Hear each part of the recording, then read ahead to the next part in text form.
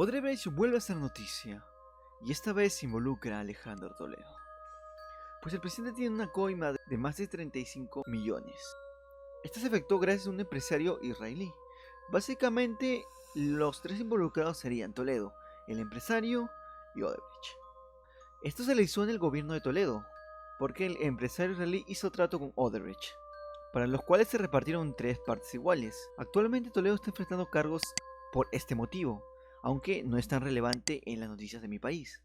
Esto se dio a saber gracias a la embajada de Perú, pues el empresario israelí reveló múltiples cosas que involucran a Odebrecht y a Alejandro Toledo.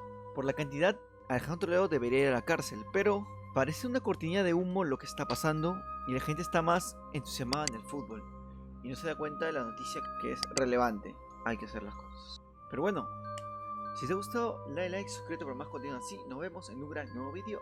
Un besazo, bye bye.